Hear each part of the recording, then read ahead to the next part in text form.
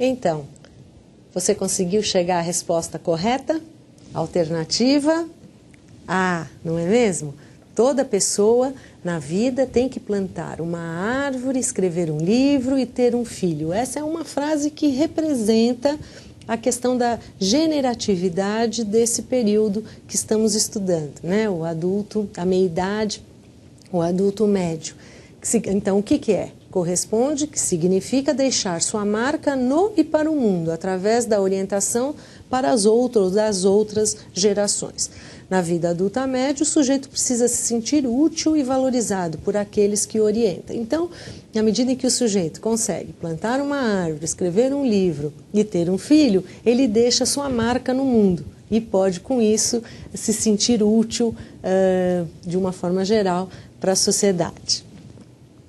Então, chegamos na velhice, não é? Em termos de ciclo vital, é a última parte do ciclo, não é? Então, o envelhecimento iniciaria aos 65 anos, é um estudo relativamente recente que se tem sobre os idosos, não é? Até há bem pouco tempo, os idosos eram cuidados de maneira muito precária, não havia espaço para eles na família, na sociedade. Então, muitos autores hoje se debruçam em relação ao estudo do idoso e nós aqui temos uma parcela bastante importante em relação a eles, não é? Então, nós temos um conjunto, não é, de pesquisas sobre o processo de envelhecimento e medidas preventivas, não é, atualmente, levando a um aumento da expectativa de vida e, consequentemente, ao alargamento dessa fase do ciclo vital. Então, muitas vezes, não é, a possibilidade de se estudar mais uma etapa do ciclo da vida, se tem aí uma série de conhecimentos e, com isso, pode-se tomar medidas preventivas para que esse período seja vivido de maneira mais saudável. Essa é uma parcela da população que pode consumir, não é? Hoje tem aposentadoria, tem os seus ganhos, e isso gera, não é, possibilidades de mercado de consumo, como empréstimos, passeios, viagens, plano de saúde. Então, há muitos setores que se voltam a essa fase do desenvolvimento, né, do ciclo vital, pensando até nos benefícios para os próprios idosos, mas também nos ganhos que podem ter disso, né? Nós temos aí esse período da velhice que começa aos 65 anos, dividido em 3 momentos, né? Não é um período de envelhecimento total, mas é um período gradativo de envelhecimento, com diferentes possibilidades de vivência de cada um deles, mas os estudos, não é, nos revelaram 3 momentos de envelhecimento. Um primeiro período que se chamam idosos jovens, que vai de 65 a 74 anos, que são idosos ativos, cheios de vida e vigorosos. Idosos mais velhos, que vai de 75 a 84 anos, maior tendência à fraqueza, às enfermidades, pode ter dificuldade para desempenhar atividades da vida diária. E depois, um terceiro grupo de idosos, né, mais velhos, com 85 anos ou mais. As mesmas características que as anteriores, não é? De maneira mais acentuada. Então, o que os autores colocam é que é possível viver todas as fases, ou pelo menos dar continuidade a essa primeira fase para as outras duas, mantendo a saúde, a qualidade de vida. Então, eles colocam tanto os cuidados que o próprio idoso tem que ter com o seu corpo, como também os relacionamentos sociais, o relacionamento que está ao entorno dele. Isso vai favorecer ou não o seu envelhecimento, ou a saúde no seu envelhecimento.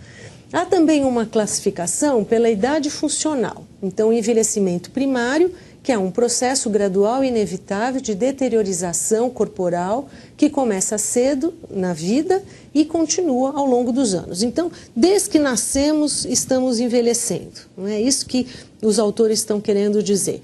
Então, esse envelhecimento primário é esse envelhecimento que vai ocorrendo à medida que vamos passando pelas etapas do ciclo vital. E tem uma outra, né, um outro envelhecimento, que seria o secundário, é constituído pela consequência de doença, abuso e ausência de uso de medidas preventivas. Alimentando-se bem e mantendo-se fisicamente em forma, é possível evitar os efeitos secundários do envelhecimento. Então, Então, envelhecer, todos os sujeitos irão, que seria esse envelhecimento primário. O secundário seria aquele mais destrutivo, não é? E que deveria ser evitado para não comprometer esse envelhecimento natural, que seria o primário. Então, atitude social em relação à velhice. Há um preconceito em relação à velhice.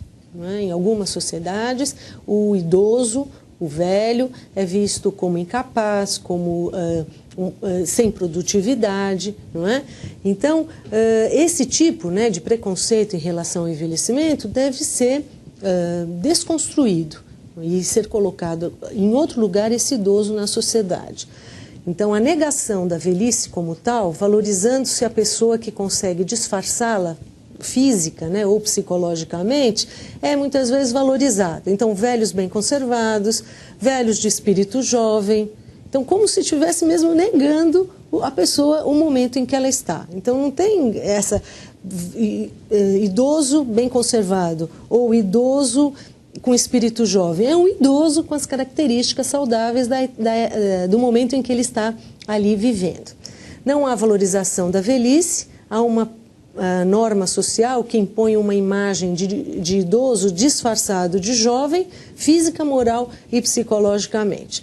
Então, tirar a característica do idoso, colocando que o idoso é jovem, é uma forma preconceituosa de lidarmos com a questão da velhice. Então, o estudo sobre envelhecimento ele é fundamental, não é? Para que possamos cuidar deste momento do ciclo, assim como até agora vimos a preocupação de cuidar dos anteriores. É preciso cuidar das representações que os próprios idosos passam a nutrir ou nutrem sobre o seu envelhecimento. Isso, se não for bem cuidado, vai gerar problemas de depressão e adoecimentos aí, mais graves. Então, em termos físicos, né? Vamos pensar aí em termos físicos, como que é este idoso. A maioria das pessoas na velhice é razoavelmente saudável, principalmente se tem um estilo de vida que incorpore exercícios e boa nutrição. Então, a atividade física é fundamental, mas aquilo que eu te disse há pouco, não adianta na velhice começar a atividade física. Isso é algo que tem que vir vindo já das outras fases do ciclo vital. E a boa alimentação da mesma forma, né? Então, se há uma prevenção quando se é mais jovem, né, ou pelo menos adulto, na meia-idade, consequentemente, essa velhice vai ter menos danos e vai ser vivida de uma forma melhor. Entretanto, é comum apresentarem problemas crônicos, do tipo artrite, hipertensão, problemas cardíacos, mas se está vinculado a uma boa alimentação e exercícios, essas questões aí são vividas de maneira menos sofrida, né? A grande maioria também tem boa saúde mental. A depressão e muitos problemas, inclusive alguns tipos de demência senil, podem ser revertidos com o tratamento adequado. Então, não é que pode ter uma predisposição, não é, familiar ou uma predisposição do próprio sujeito, mas se o ambiente social, bem como a vida anterior, tenha sido favorável ou saudável, esse idoso não precisa necessariamente desenvolver esses problemas neurológicos, não é? Outras doenças, como o mal de Alzheimer, mal de Parkinson ou os derrames múltiplos, que nesses casos são irreversíveis. Então, para não chegar nesse ponto, o que fazer, não é? Então, por isso os estudos que eu disse a você, há muitos estudos sobre envelhecimento, já pensando nesse envelhecimento primário, que já começa desde sempre, para que essas questões não aconteçam no momento da velhice. Como é que nós podemos caracterizar em termos físicos esse idoso, né? Ele encurva-se, então o idoso tem uma questão aí de curvamento, né? As costas ficam mais curvadas para frente, ligamentos e articulações enrijecem, ossos são mais frágeis, então é muito conhecida, né? Aquela situação que nos dizem, o que presenciamos, em que o adulto caiu e quebrou, né? Fala-se assim, o idoso caiu e quebrou a perna, o idoso caiu e quebrou a bacia. Então, o que os médicos nos dizem é que muitas vezes o osso quebra e aí o idoso cai. Então, antes de... Não foi o fato de ter caído que quebrou, e sim um problema de osteoporose, de ossos frágeis, faz com que haja, que quebre, né, que haja essa ruptura aí de um osso, da bacia ou da perna, e aí o idoso cai, agravando ainda mais a situação. Então, exames preventivos são fundamentais. Perda de elasticidade e mobilidade, diminui a atividade metabólica e respiratória, diminui a irrigação sanguínea, por isso muitas vezes a questão da demência, né, afetando a oxigenação do cérebro, diminui a visão, audição, paladar e olfato. Então, quais seriam os fatores que influenciam negativamente o envelhecimento e que, de maneira preventiva, nós temos que cuidar? Privação de atividade ocupacional. Então, essa preocupação em poupar o idoso de atividades, não é? Não, deixa que eu faço, não, vai cair, não, vai derrubar. Isso vai limitando tanto a ação do idoso que ele vai desenvolvendo nele um sentimento de não sirvo para nada, ninguém me pede nada, ninguém confia em mim. Então, a privação de uma atividade ocupacional é realmente bastante destrutivo. Tempo livre não organizado para recreação e lazer. Então, o idoso ele tem um tempão que ele fica, não é? Muitas vezes ali, já não tem a função de cuidar dos netos, nem deixam que ele faça isso. Quer fazer uma comida na cozinha, já não deixa, porque senão vai queimar, vai derrubar. Então, ele fica muito tempo ocioso, sem ter o que fazer. Então, é interessante que nesses momentos se ofereça uma atividade para que ele possa fazer, que esteja dentro das condições, não é, dele, para que ele se sinta feliz, distraído, não é, e produtivo, mais do que tudo. Condição econômica precária, então, esse é um aspecto, lembra do projeto de vida? Chegar na velhice sem uma condição financeira para se sobreviver, e precisar dos filhos para sustento, ou precisar das pessoas, ou precisar trabalhar nessa fase, isso realmente é bastante ruim nesse momento do ciclo, né? Doenças físicas e enfraquecimento corporal também seriam agravantes do período da velhice. Além disso, tem a lentidão das funções psíquicas, né? Algum problema relacionado à memória, à noção de tempo passado, tempo presente, tempo futuro, diminuição ou exclusão das atividades prazerosas, medo da aproximação do final da vida, né? E as pessoas não conversam a respeito disso com o idoso, não é? Que ele está no final do ciclo da vida, e falar sobre isso também é uma maneira de elaborar, não é, toda uma vida vivida. E internações geriátricas, que são consideradas as exclusões, né, e morte social, porque ele é excluído da família e, de alguma forma, ele se sente vivendo o último momento da vida dele, do ciclo da vida, com pessoas que não são as pessoas da sua família.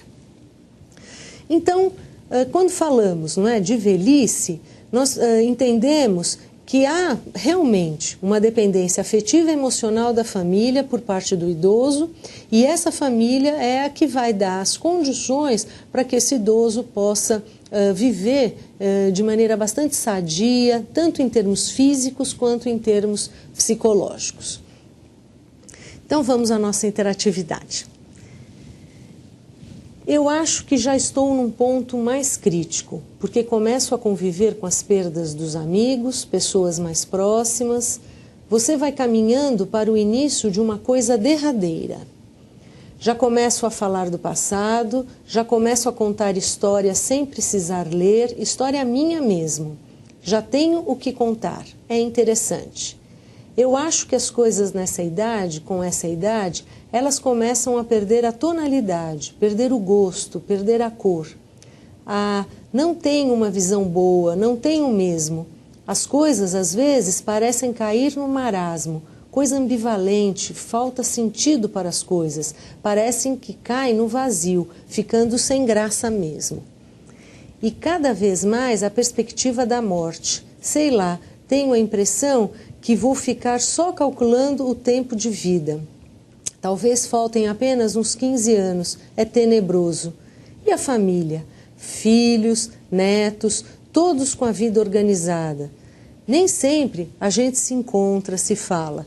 Será que quando eu não puder mais viver sozinha, eles vão querer ou deixar que eu more com eles? Tenho medo, a vida deles é tão diferente da minha. Qual é a fase de vida retratada acima? A. Vida adulta jovem. B. Vida adulta média. C. Vida adulta tardia. D. Velhice e juventude. Alguns instantes e já retornamos.